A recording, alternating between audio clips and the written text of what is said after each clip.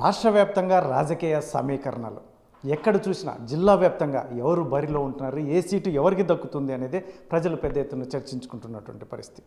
మొత్తం ఇరు పార్టీల్లోనూ అదే పరిస్థితి. ఎవరికి ఎక్కడ కేటాయిస్తారు, ఎవరు ఎక్కడి నుంచి పోటీ చేస్తారు, ఎవరు ఎంత మెజార్టీతో గెలుస్తారు, ఇటువంటి అంశాలపైన పెద్ద ఎత్తున చర్చ జరుగుతున్నటువంటి నేపథ్యం. ఇటువంటి పరిస్థితుల్లో అనంతపురం మాజీ ఎమ్మెల్యే గురునాథ రెడ్డి ఉన్నారు మనతో. ఏం చెప్తారు ఆయన మాటలోనే వినే ప్రయత్నం చేద్దాం. సార్ ఏంటి సార్, ఎలా ఉంది రాజకీయ సమీకరణ? రాజకీయ సమరం మనం చూస్తూనే ఉన్నాం. జగన్మోహన్ రెడ్డి గారు అధికారంలోకి వచ్చిన తర్వాత గత 4 సంవత్సరాల 8 నెలలు కావస్తుంది దాదాపు. అన్ని వర్గాల ప్రజలు ఎంతో సుభిక్షంగా ఉన్నారనేటువంటి విషయం మనకు తెలుస్తుంది. గతంలో ఏ ప్రభుత్వం చేయనటువంటి కార్యక్రమాలని జగన్మోహన్ రెడ్డి చేయడం నిజంగా చాలా గొప్ప పరిణామం. మరి అందరూ ఈరోజు కూడా జగన్ వెంట నడవడానికి సిద్ధంగా ఉన్నారు.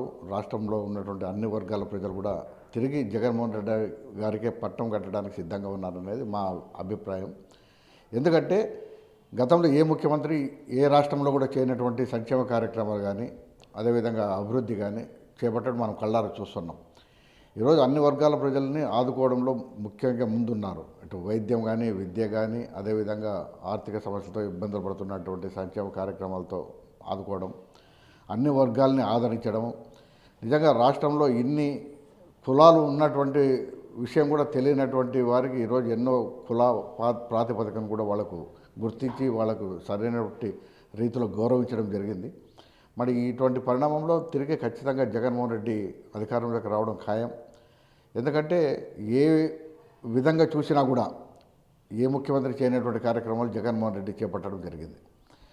కొన్ని ఆర్థికంగా సమస్యలు ఉన్నటువంటి విషయం కూడా మనం చూసాం. ఎందుకంటే గతంలో ప్రభుత్వం ఏర్పడిన మొదటి సంవత్సరమే కరోనా ప్రపంచవ్యాప్తంగా తీవ్రమైనటువంటి ఇబ్బందులు కలిగినటువంటి విషయం కూడా మనం చూసాం. అటువంటి దాన్ని కూడా అధిగమించి కార్యక్రమాలు నిర్వహించడం జరిగింది జగన్మోహన్ రెడ్డి గారు.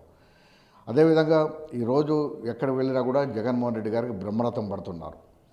పూర్తిగా విద్యకు సంబంధించి రూపురేఖలనే మార్చడం నిజంగా జగన్మోహన్ రెడ్డి గారి ఆలోచన విధానం ఏ విధంగా ఉందంటే, భవిష్యత్తులో ఎవరైనా కూడా ఉన్నతమైనటువంటి విద్యను అభ్యసిస్తేనే ఎక్కడైనా ప్రపంచంలో మెరుగైనటువంటి జీవితాన్ని వాళ్ళు చేరుకోగలుగుతారు అనేటువంటి ఆలోచన ఆశయంతోనే మన జగన్మోహన్ రెడ్డి గారి గ్రామ స్థాయిలో నుంచి ఉన్నత విద్యను అభ్యసించడానికి ఏ విధమైనటువంటి ఏర్పాట్లు చేయాలో ఆ విధంగా చేయడం జరిగింది.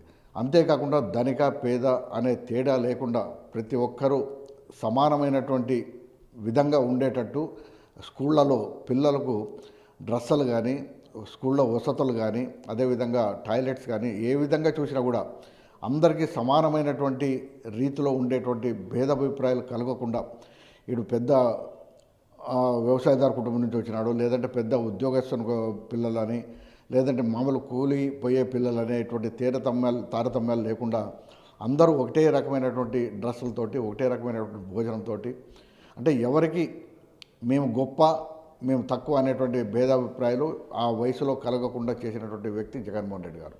ఇంకా వైద్యపరంగా చూస్తే దాదాపు 25 లక్షల రూపాయలు ఆరోగ్యశ్రీ కింద మంజూరు చేయడం కూడా జరిగింది. ఈ విధంగా ఎక్కడికి వెళ్ళినా కూడా ముఖ్యంగా మహిళలకు వృద్ధాప్య పింఛన్లు అయితేనేమి, మహిళలకు ఆదుకోవడంలో కానీ, చేనేత వర్గాలను ఆదుకోవడం కానీ, కార్మికులను ఆదుకోవడంలో కానీ, ఇలా ఏ విధంగా చూసినా కూడా ఆయన ఏ విధంగా ఎన్నికలప్పుడు చెప్పడం జరిగిందో హామీలు, ఆ హామీలన్నీ తూచా తప్పకుండా అమలు చేయడమే కాకుండా మరిన్ని కార్యక్రమాలు కూడా చేయడం జరిగింది. కాబట్టి జగన్మోహన్ రెడ్డిని తప్పకుండా ఆదరిస్తారనేది చాలా స్పష్టంగా తెలుస్తుంది. ఇప్పుడు రానున్న ఎన్నికల్లో ముఖ్యంగా సీట్ల విషయం పెద్ద ఎత్తున రాష్ట్ర వ్యాప్తంగా చర్చ జరుగుతున్నట్టు నేపథ్యంలో ఈసారి జగన్మోహన్ రెడ్డి బీసీలకు అధిక ప్రాధాన్యత ఇచ్చే అవకాశం ఉందని చెప్పి చర్చ, మీకు ఏమన్నా ఆ రకమైన సమాచారం ఏమన్నా? బీసీలకు అనేది విషయమే కాదు, అన్ని వర్గాల్ని అన్ని సమానంగా ఆదరించాలా. బీసీలు అంటే ఇంతకుముందు బ్యాక్ బోన్ ఓటర్స్గా కానీ గుర్తించారు, కానీ ఈరోజు సమాజంలో వాళ్ళకి మంచి గుర్తింపు, అధికారంలో కూడా వాళ్ళకి భాగస్వామ్యం కలిగించడము. ఈరోజు మంత్రుల్లో కూడా దాదాపు 16-17 మంది పైగా బీసీలకు మంత్రి పదవులు ఇవ్వడము, అంటే వారు ఏ విధంగానూ సమాజంలో తక్కువ కాదనేటువంటి విషయం తెలియజేయడం జరిగింది. ఈరోజు బీసీలు అందరూ మొత్తం అన్ని వర్గాలకు, అన్ని కులాలు జగన్మోహన్ రెడ్డి గారిను గుర్తించి ఆదరించి ఈరోజు పట్టం కూడా కట్టడం జరిగింది. కాబట్టి తప్పకుండా బీసీలు కూడా వాళ్ళు సమాజంలో అన్ని విధాలుగా అభివృద్ధి చెందడంలో చేయడంలో భాగస్వాములు అయినారు. కాబట్టి ఖచ్చితంగా బీసీలు ఎక్కువ సంఖ్యలో ఉన్నటువంటి మన రాష్ట్రంలో ఖచ్చితంగా వాళ్ళకి ఎక్కువ ప్రాధాన్యత ఇవ్వాల్సిన అవసరం ఉంది. అది జగన్ గుర్తించి ఇవ్వడం కూడా జరుగుతుంది. సార్ ఇప్పుడు ప్రస్తుతం ఎస్పెషల్లీ ప్రతిపక్షాలు చెప్తున్నటువంటి నేపథ్యం, ఎందుకంటే అవి చాలామంది ఉద్యోగస్తులు నిరసన కార్యక్రమాలు చేస్తున్నారు, జగన్మోహన్ రెడ్డి ఏమీ చేయలేకపోవడం వల్లనే ఈరోజు రోడ్డు ఎక్కారని చెప్తున్నటువంటి నేపథ్యం ఎలా చూస్తారు సార్ దీన్ని? సార్ ఒకటే నేను చెప్పగలుగుతున్నాను, జగన్మోహన్ రెడ్డి గారు పారిశుద్ధ్య కార్మికులకైతేనేమి, అంగన్వాడీ కార్మికులకైతేనేమి రాజకీయ కోణంలో ఎప్పుడూ ఆలోచించలేదు ఆయన. అదే రాజకీయ కోణంలో ఆలోచించుంటే 4 ఏళ్ళు ముందుగా వాళ్ళకు జీతభత్యాలు పెంచే విధమైనటువంటి ఆలోచన చేసి ఉండేవాడు కాదు. ఆయన అధికారంలోకి వచ్చిన వెంటనే గతంలో ఎన్నికల ప్రచారంలో ఏమైతే చెప్పాడో అది వెంటనే అమలు చేయడం జరిగింది. అంటే వాళ్ళకి అప్పుడు వస్తున్నటువంటి 6,000 జీతాన్ని 11,500 పెంచడం కానీ, పారిశుద్ధ్య కార్మికులకి పర్మనెంట్ చేయడం కానీ, అదేవిధంగా ఈ అంగన్వాడీ వర్కర్స్కి ఇవ్వడం కానీ, ఈ ఉద్యోగ వసతులు కల్పించడం కానీ ఆయన రాజకీయ కోణంలో ఆలోచించి చేయలే. అదే రాజకీయ కోణంలో ఆలోచించే ఎన్నికల ముందు 4 నెలల్లో 5 నెలల ముందో వాళ్ళకి చెప్పినటువంటి మాట చేసి ఉండేవాడు. కానీ ఆయన వాళ్ళ యొక్క జీవన పరిణామం పెరగాలనేటువంటి ఆలోచనతోనే ఎన్నికలు ఉన్నా లేకపోయినా ఆయన అధికారంలోకి వచ్చిన వెంటనే అమలు చేసినటువంటి వ్యక్తి జగన్మోహన్ రెడ్డి గారు. ఈరోజు ఆయన ఇస్తున్నాడు కాబట్టి ఇంకా ఎక్కువ మామూలు ప్రతి ఒక్కరికి పెడుతూ ఉంటే అడుగుతూ ఉంటారు. ఆ విధంగా ఈరోజు పారిశుద్ధ్య కార్మికులు అడగడంలో తప్పులేదు, కానీ ఆర్థిక పరిస్థితులు రాష్ట్రంలో ఉన్నటువంటి పర్యవసనాన్ని కూడా వాళ్ళు గుర్తించి ఉద్యోగస్తులు ప్రభుత్వానికి అనుకూలంగా ఉంటే ఖచ్చితంగా ప్రభుత్వంలో ఉన్నటువంటి వ్యక్తి తప్పకుండా మేలు చేయాలనేటువంటి భావన కలిగినటువంటి వ్యక్తి జగన్మోహన్ రెడ్డి. ఖచ్చితంగా వాళ్ళకు మళ్ళీ ఏదైనా వెసులుబాటు కల్పిస్తే ఖచ్చితంగా వాళ్ళకు అడిగే కోరికలు కూడా తీర్చడానికి సిద్ధంగా ఉన్నాడు. కానీ రాష్ట్ర ప్రభుత్వంలో ఉన్నటువంటి ఆర్థిక పరిస్థితులు కానీ మిగతా పరిణామాలన్నీ చూసుకొని చేయడానికి సిద్ధంగా ఉన్నారు. కానీ వాళ్ళు కూడా అర్థం చేసుకోవాలి, ఏ సందర్భంలో ప్రభుత్వం మీద ఒత్తిడి తీసుకురావాలా. ఎన్నికల సందర్భంలో ఈరోజు చేయగలిగినా కూడా దాన్ని వేరే విధంగా మాట్లాడడం జరుగుతుంది. కానీ ఆయన రాజకీయ కోణంలో ఆలోచించలేదు.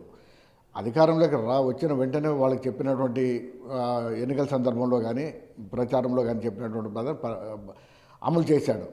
అదే ఇంకొకరైతే చంద్రబాబు లాంటి వ్యక్తి అయితే ఎన్నికల ముందు వాళ్ళకు కొంచెం ఇది లాగా పెట్టి చేసేవాడు. కానీ జగన్మోహన్ రెడ్డికి ఆ విధమైన ఆలోచన లేదు. కాబట్టి ప్రభుత్వంలో ఉన్నటువంటి వ్యక్తులకు ఏదైనా మేలు చేయాలనేటువంటి ఆలోచనతోనే చేయగలుగుతున్నారు. తప్పకుండా వాళ్ళ కోరికలు కూడా నెరవేర్చడానికి ప్రభుత్వంలో మినిస్టర్స్ గ్రూప్ని ఒక ఏర్పాటు చేయడం జరిగింది. వాళ్ళందరితో చర్చలు జరిపి ఖచ్చితంగా మేలు జరిగేటట్లే పరిస్థితులు మారుతాయనేటువంటి భావన కలుగుతుంది నాకైతే. సార్ ఒకటి సార్, ముఖ్యంగా ఇప్పుడున్న హాట్ టాపిక్ పెద్ద ఎత్తున వైసీపీ అధిష్టానం రానున్న ఎన్నికల్లో గురునాథ్ రెడ్డి అనే వ్యక్తిని రాపుతాడు లేదా అనంతపురం రాయదుర్గం, ఈ 3 అంశాల్లో ఖచ్చితంగా పోటీ చేయించే ఆలోచనలో ఉంది అనేది చర్చ జరుగుతుంది. మీకు ఎంత మేరకు సమాచారం? నాకైతే జగన్మోహన్ రెడ్డి గారిని మొన్న పులివెందుల్లో క్రిస్మస్ సందర్భంగా కలిసి క్రిస్మస్ గ్రీటింగ్ ఇచ్చే సందర్భంలో కూడా నేను కలవడం జరిగింది. అప్పుడు కూడా నేను పిలిపించి మాట్లాడతానని చెప్పేసి చెప్పడం జరిగింది. అధిష్టానం ఏ నిర్ణయం తీసుకున్నా మేము దానికి కట్టుబడి ఉన్నాం. మేమే కాదు, మా కుటుంబం మొత్తం. మేము ఆ రోజు అధికారాన్ని వదులుకొని జగన్మోహన్ రెడ్డి వెంట నడిచిన వాళ్ళం మేము. ఈరోజు జగన్మోహన్ రెడ్డి టికెట్ ఇస్తాడా ఇవ్వడా అనేది వారి దీనికే వదిలేస్తాం. నేను ఎక్కడ పార్టీ ఏ నిర్ణయం తీసుకున్నా దానికి కట్టుబడి ఉంటాం మేము. ఇది మాజీ ఎమ్మెల్యే గురునాథ్ రెడ్డి చెప్తున్నటువంటి ఏదైతే ఉందో, జగన్మోహన్ రెడ్డి ముఖ్యమంత్రిగా బాధ్యతలు చేపట్టిన తర్వాత చాలామందికి, ఎందుకంటే చెప్పనివి కూడా చాలా చేసినటువంటి నేపథ్యంలో ప్రజలు ఖచ్చితంగా మరొకసారి పట్టం కట్టడానికి సిద్ధంగా ఉన్నటువంటి నేపథ్యం.